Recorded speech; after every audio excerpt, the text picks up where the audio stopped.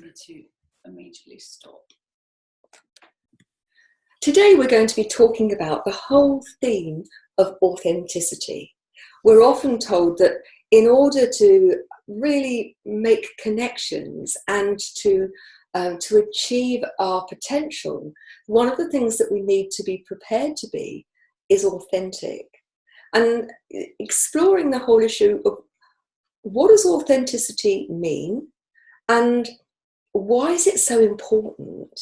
And if you're not being authentic, if you're being inauthentic, what does that mean in real terms? Because they're just words we bandy about.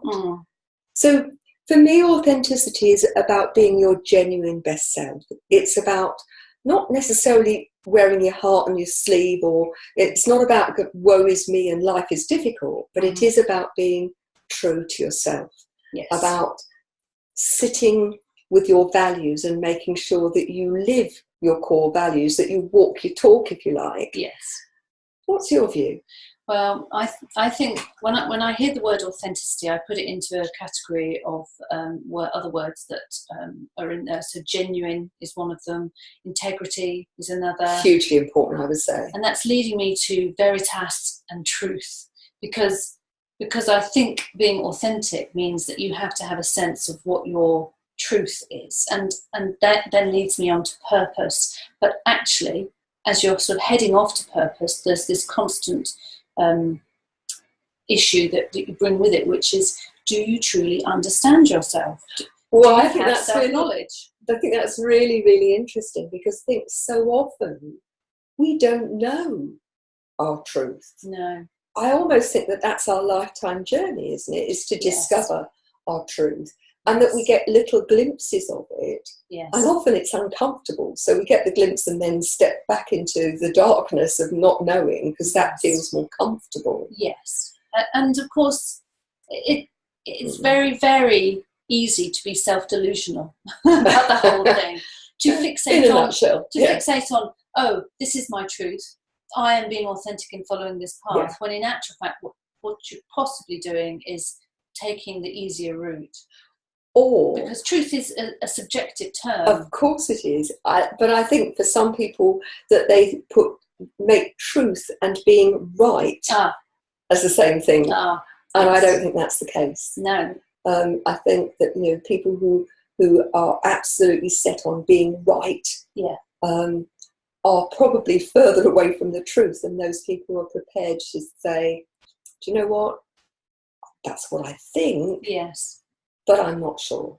So somebody posted a meme on Facebook the other day that sort of said, you're grown up when you're able to accept an argument and let the other person be wrong.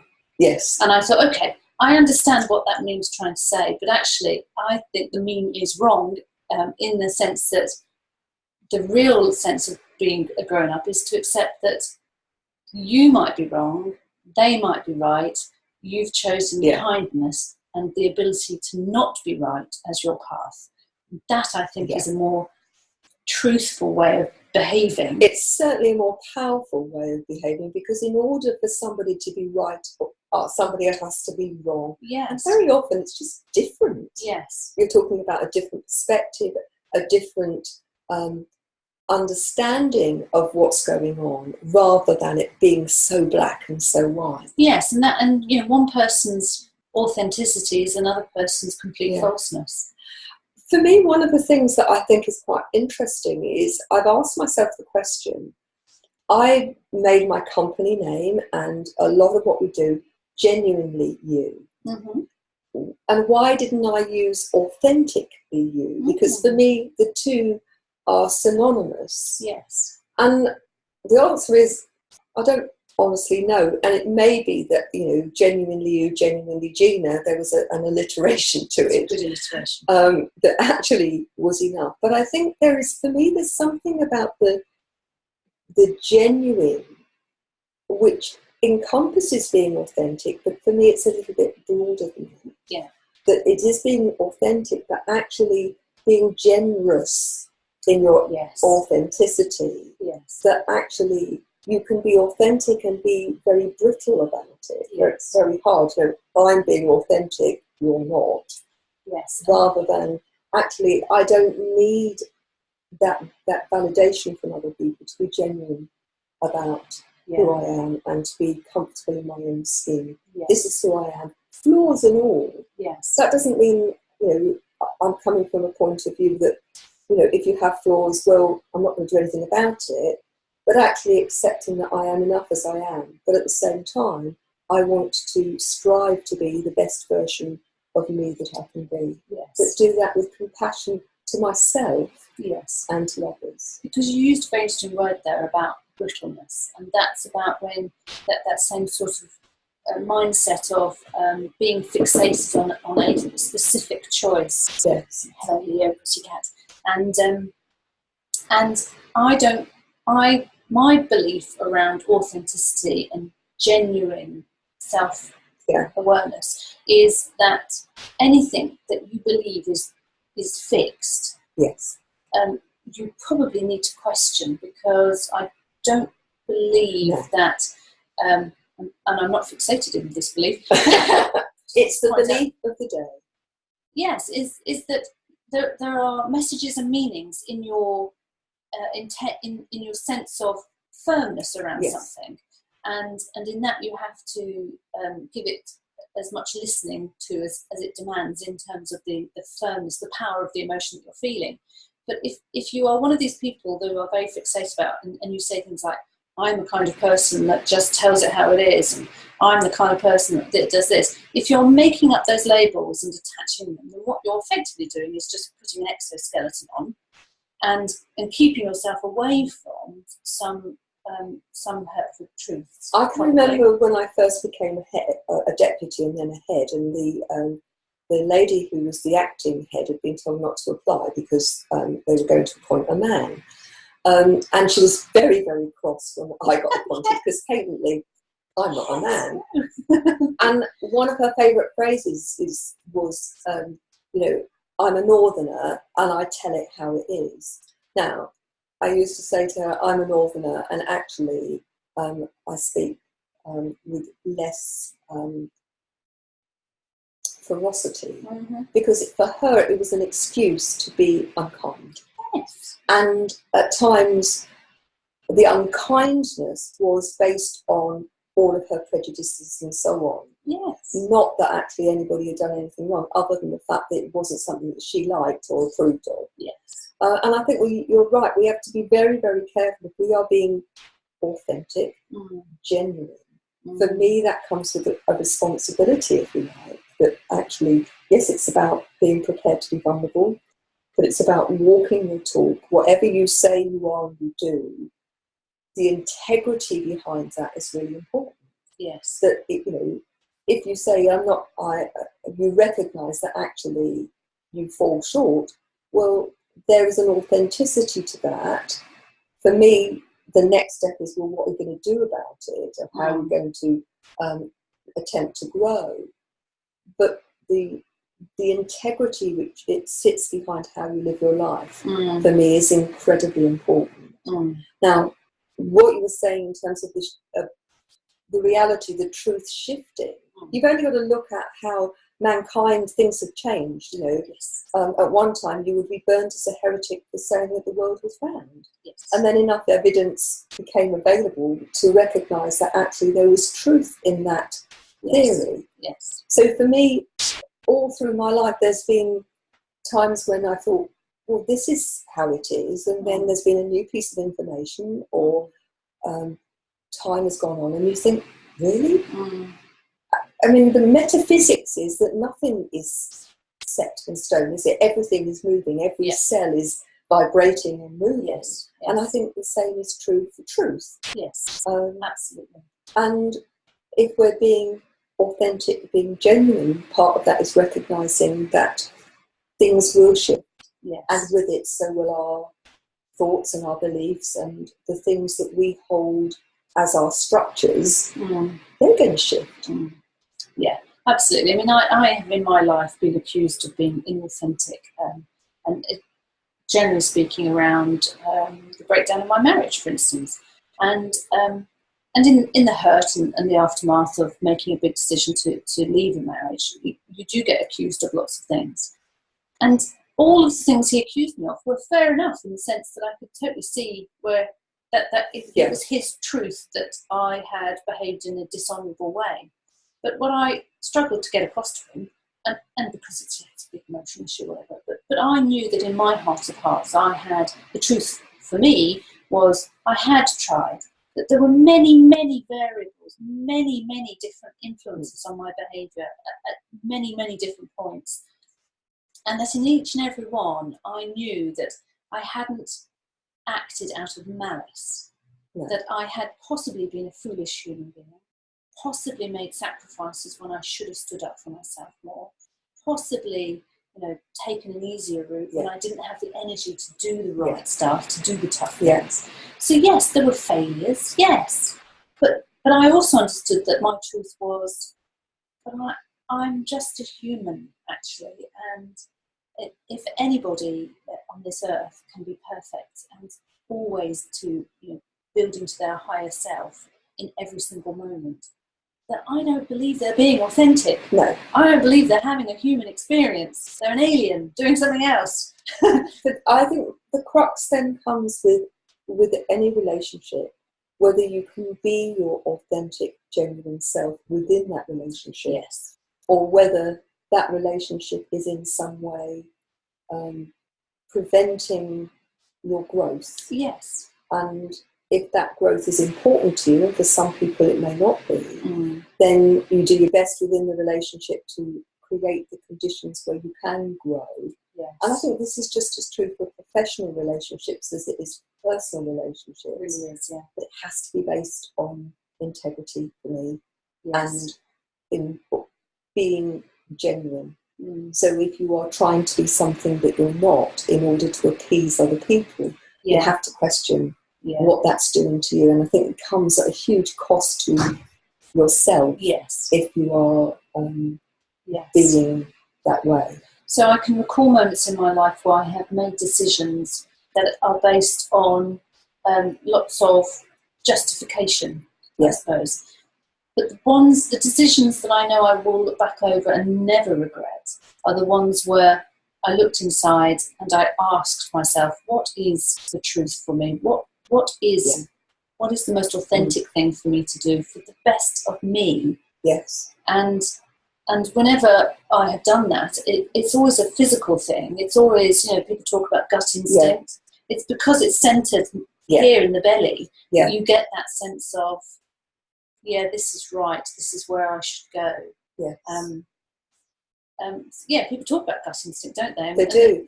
And it's something that I think that if you fail to listen to, you pay the price. Yeah, if you're always up here thinking about it, and you don't get anything down here, in your belly, so your head versus your belly, then I think you're probably going to have to admit to yourself that you're not really acting upon a truth. Yes.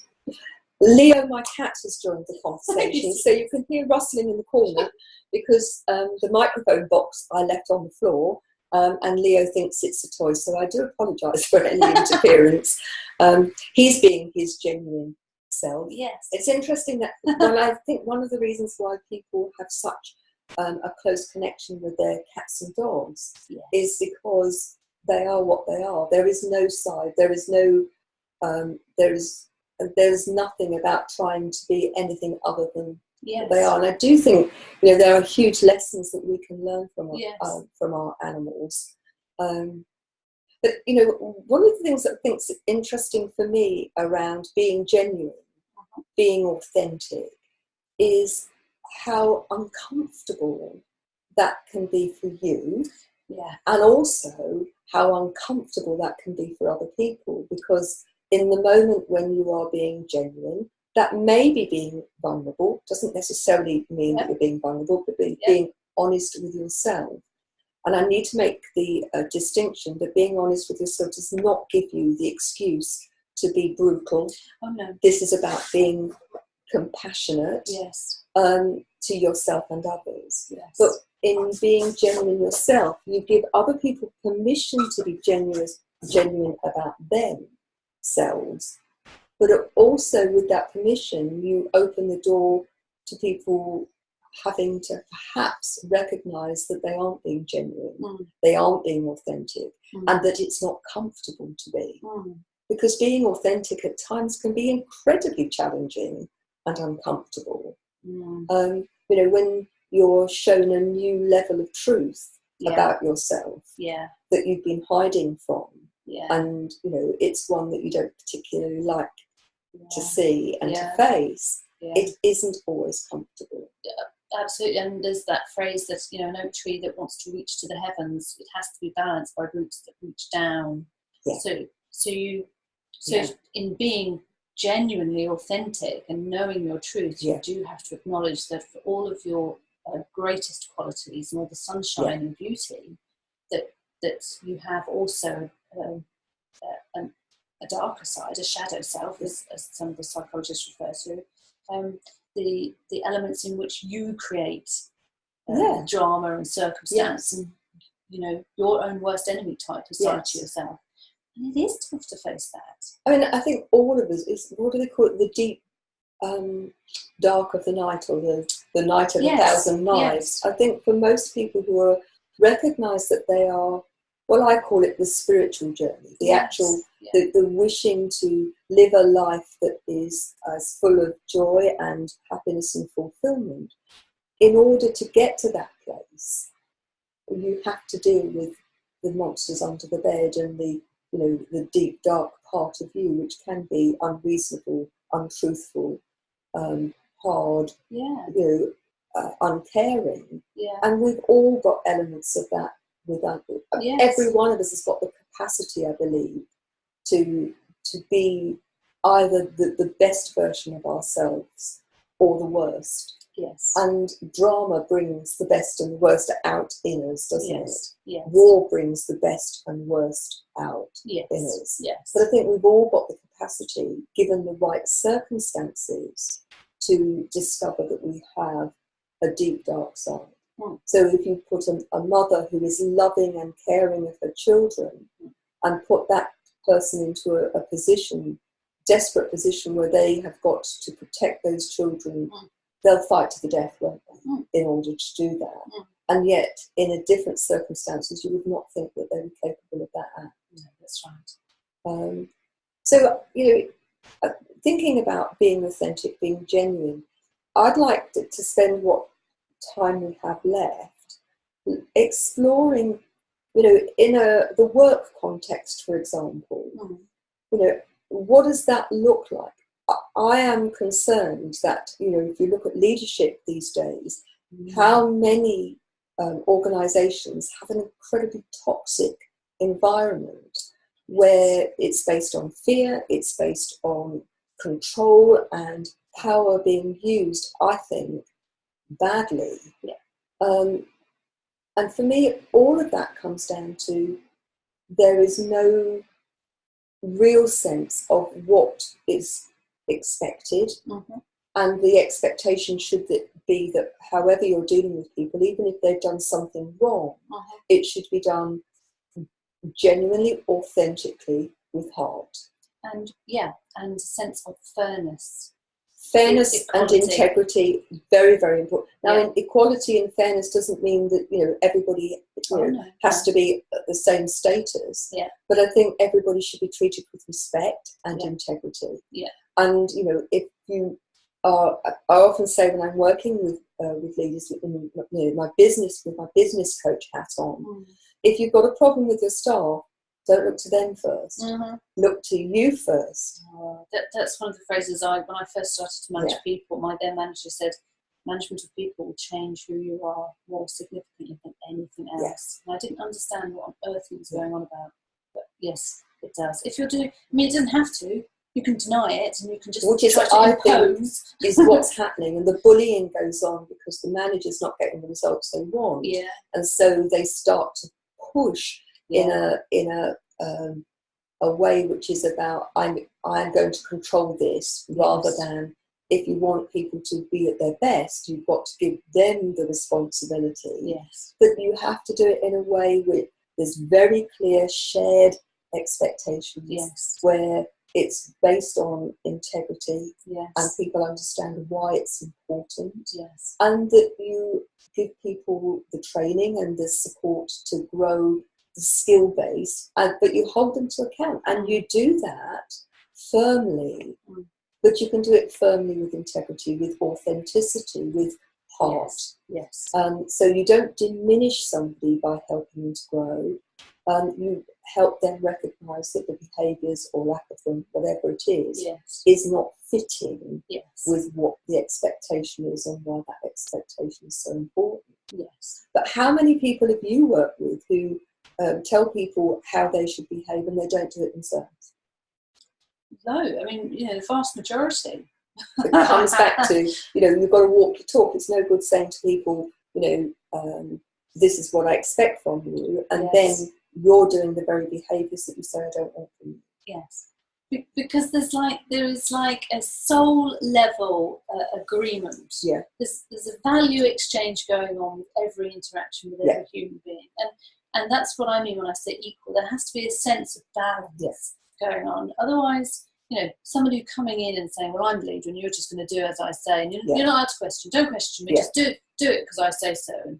And then the next day they're saying something completely different and denying that they told you to go and do that. Well, I know, ridiculous. I'm saying this now. And there's no sense of balance in that. It's all one way. It's too difficult, and that is when you begin to feel stripped and undermined. That is when you begin to question your own sense of truth and authenticity. I can remember working in one organisation, which I quite dramatically, I am a writer after all, described in open forum when they were having a bit of an HR meeting. Working for this company is like sitting in a bath of acid, just slowly being dissolved of my sense of self. And then I felt bad because I'd been overly dramatic, and everybody stared at me like I was a mad person. And of course, to them, I was a mad person because I really didn't fit the culture. I couldn't stand their way of leadership, which was all about just shut up, don't think, just get on and do it. It doesn't make sense. It doesn't have to make sense. Well, for my integrity, for my authenticity, stuff has to. If I'm going to work, I'm very happy to work really hard, but it has to mean something at the end of the day. It's not just it's not just a case of activity for the sake of it. No. So I would suggest to anybody that's listening to that, we'd love to know, what do you think? What are, for you, are the important things about authenticity, about being genuine? You may disagree with our views, and we'd love to hear those, and you can do that through the website genuinely-you.com. And ultimately, it's your choice, isn't it? Whether you are authentic, genuine to yourself. But I would say that I think the quality of your life and those around you becomes so much better when you are brave enough to be authentic. And at times it does take a bit of courage, doesn't it? When you are prepared to actually consider where you sit, where ultimately things work for you. Yes. So if you're a manager and you've got people with it who you're working with you, recognise how your behaviours impact on them.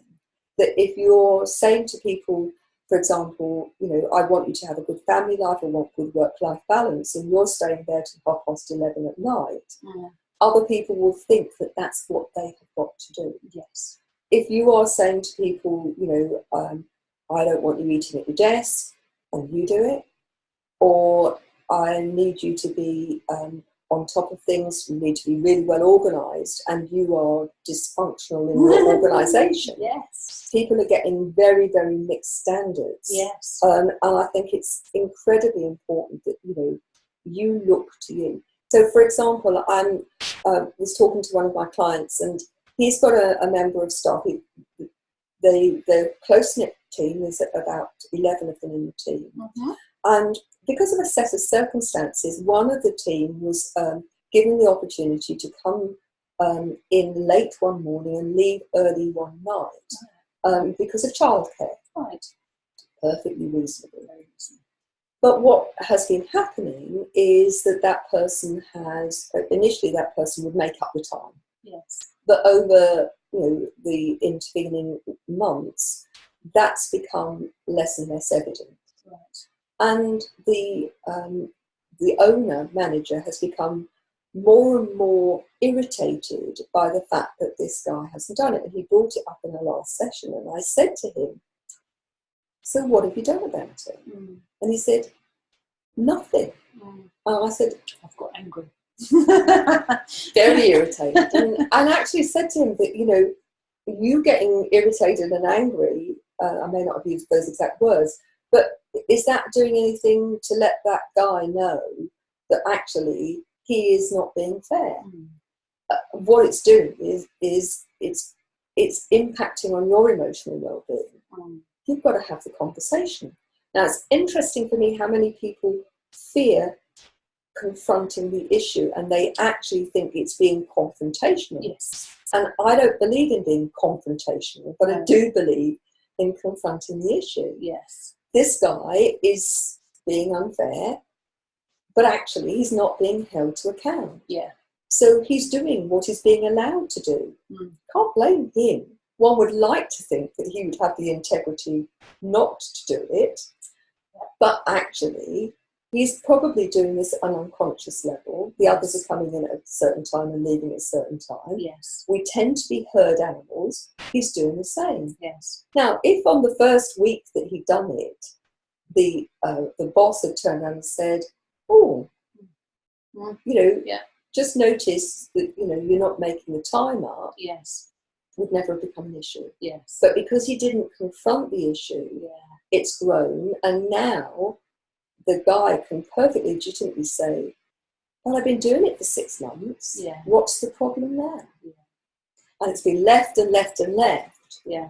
The lack of authenticity is the being cross about it and doing nothing. Yes. There's, that's setting up the rules and being very clear about what the lines, what the boundaries of engagement are. Yeah. I think is really also a genuine, authentic thing to do. Yeah. Be upfront about it. Yes. And those expectations should be upfront as you appoint someone. Yes. Now, that's the work context. The principles, I believe, are the same within your personal life. Yes. Where are the boundaries? Yeah. What is reasonable? Yes. And which are the things that you feel that you are prepared to accept? And if you are, truly accept, being genuine about the fact that you are accepting of it, and not saying, well, I'll accept it, but I'm frustrated, I'm irritated, it's getting on my nerves. That's not real acceptance, is it? That's paying lip service. That's avoiding the martyr or victim. Another archetype, isn't it? But you're not then confronting the issue. There's no genuine, authentic wish to be truthful. Yeah. And you can do it in a very nice way, but you need to do it. Yes. And I do believe if you're a parent, one of the things that I would urge you to do is to set boundaries that are really clear, age appropriate. Yes. But so children or young people have an understanding of this far but no further. Yes. Then they might push against that boundary. You should probably expect them to push back. Well, if they're doing their right thing, they should probably be pushing. However, if they've got no boundaries, what they do is they push and push and push because they want them, they need them.